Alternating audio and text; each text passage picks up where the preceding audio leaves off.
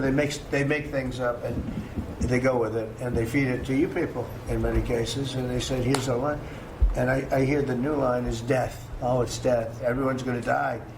There's nothing to do with that. In fact, we're saving our country. What you just heard is the President of the United States downplaying the fact that 17 million Americans will lose their health care because of his big, beautiful bill.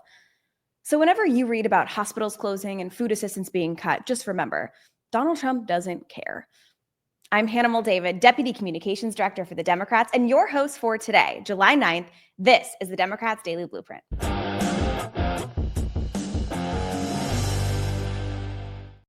When Trump signed his massive budget bill last Friday, he and his MAGA cheerleaders in Congress made it seem like every American would benefit. But nothing could be further from the truth, and they know it. There's a clear line between who benefits from this bill and whose lives will be ruined by it. The main winners are, no surprise, the wealthiest individuals in America, who got enormous handouts in this legislation. But it goes further than just the top earners. Is your corporation looking to buy a private jet? Congrats, it's now fully tax deductible thanks to this law. Are you an oil and gas industry exec who heard Trump promise to make you even richer? Nice. He just gave you an even bigger tax exemption. The list goes on for special perks and giveaways to those at the very top. But for everyone else, this new law is a nightmare. Consider the fact that 1 in 8 Americans stands to lose their food assistance, or that emergency wait room times could go up due to Medicaid cuts. But that's the name of the game when it comes to Trump, making reckless decisions and pushing through a dangerous agenda if it means he can say he got something done. Consequences be damned for millions of Americans. Now, speaking of catastrophic consequences of Donald Trump, the White House is currently scrambling to fulfill Trump's ridiculous pledge on trade deals. If you can remember, back in April, Trump promised that he would complete 90 trade deals in 90 days, setting a deadline for tonight, July 9th. Well, it's July 9th, and these 90 deals never materialized. But that didn't stop Trump from trying to spin it as a victory. What happened to 90 trade deals in 90 days? We've spoken to everybody. We know everything. It's all done. Well, it's day 8. I told you, we'll make some deals. Others we met with, and we don't think we're going to be able to make a deal, so we just send them a letter. If you want to play ball, you have to. This is what you have to pay. So as far as I'm concerned, we're done. We're sending out letters to various countries telling them how much tariffs they have to pay. And here's Commerce Secretary Howard Lutnick doing his best to talk about how great everything is going. We are focused on our tariff policy. We are focused. We have so many countries coming in to negotiate with us. The president has given us the ability, let's go get these great deals done. And we're on it, and the president's on it. And we're really, really focused on delivering the best thing for the American people. Trump even bragged at a Republican fundraiser earlier about how easy all of this would be. I'm telling you, these countries are calling us up, kissing my ass. They are dying to make a deal. Please, sir, make a deal. I'll do anything, sir. Classy. So, if today was supposed to be the deadline for 90 deals in 90 days, what happened? Well, another example of Trump overpromising and failing to deliver. Let's check the record.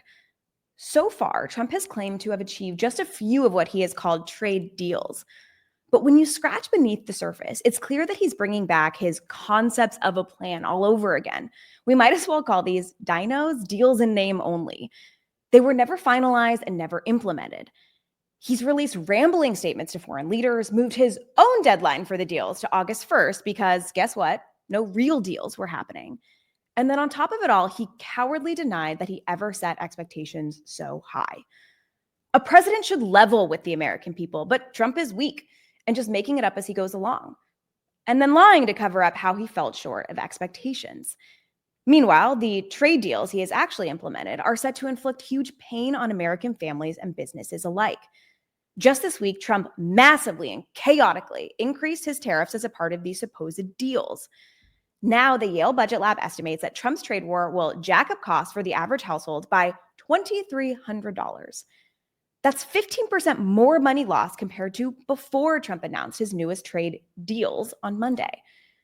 And for American businesses that need stability to plan for the future, These erratic measures have already cost them $56 billion and forced them to abandon hiring and spending plans. In fact, a recent survey of chief financial officers shows that 100% of them, every single one, said that current policy uncertainty was affecting their ability to make business decisions.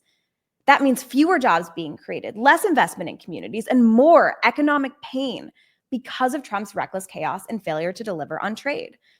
And this all from a guy who is supposed to be a good businessman? Whatever happened to the art of the deal? Well, Americans are also waking up to what this means for them. 7 in 10 Americans fear an imminent recession, and 68% of Americans believe that Trump's erratic moves have already increased their costs. And guess what? They're right. Prices are rising as a result of Trump's decisions. That's why Democrats will continue to slam Trump's gaslighting and recklessness as we bring you the information you need to navigate his disastrous economic policies. Between their awful budget bill and their chaos in the economy, we're going to continue holding Trump and Republicans' feet to the fire, which is why we launched Organizing Summer, a campaign that will come to you with trainings, voter registration drives, and community events to help you hold Republicans in your area accountable. If you're interested in volunteering, visit our website at democrats.org/take action. And thank you for joining us today for this episode of the Daily Blueprint. We'll be here right with you every day at 10 a.m. Eastern on the DNC's YouTube page. Until tomorrow.